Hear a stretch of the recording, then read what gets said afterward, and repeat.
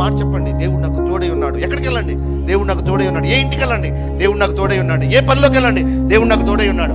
యోసేపు పనిలోకి వెళ్ళినప్పుడు దేవుడు తోడై ఉండలేదా? ఉన్నాడు. అవునా? ఫరో అప్పగించిన పనిలో దేవుడు తోడై ఉన్నాడా? ఉన్నాడు. అందుకే వర్ధిల్లాడు. ఈరోజు చాలా మంది వర్ధిల్లట్లేదు. ఎందుకు తెలుసా? దేవుడు ఉన్నాడా? ఎక్కడున్నాడు? నా పనిలో దేవుడు ఉన్నాడా అని డైలాగ్ ఎత్తే దేవుడు ఉన్నాడు కాదు, నీకు దూరంగా 1000 కిలోమీటర్లు పరిగెడతాడు. ఎందుకంటే దేవుడు ఉన్నాడని నువ్వు నమ్మితే నీకు సమీపంగా దేవుడు ఉన్నాడో, నీలోనే ఉన్నాడో, నీ పనిలో ఉన్నాడో, నీ ప్రయత్నాల్లో ఉన్నాడో, నీ నడవడికలో ఉన్నాడో, నీ ఉద్యోగంలో ఉన్నాడో, నీ వ్యాపారంలో ఉన్నాడో, నీ పడకలో ఉన్నాడో, దేవుడు తోడుగా ఉన్నాడో.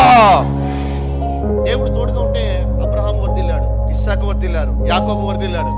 అబ్రహాముకు తోడై ఉన్నట్లుగా ఇస్సాకా నేను నీకు తోడై ఉన్నాను, ఇస్సాకు తోడై ఉన్నట్లుగా యాకోబా నేను నీకు తోడై ఉన్నాను. అబ్రహాం, ఇస్సాకు, యాకోబులకు తోడై ఉన్నట్లుగా యోసేపు నేను నీకు తోడై ఉన్నాను.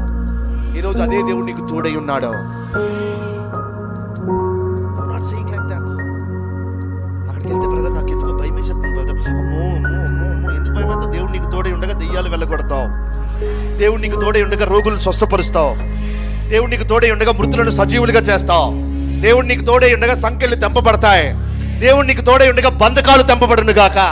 దేవుడు నీకు తోడై ఉండగా ప్రభు దూత నీకు ప్రత్యక్షమై ఆ బంధకాల నుంచి బయటకు తీసుకొచ్చును గాక.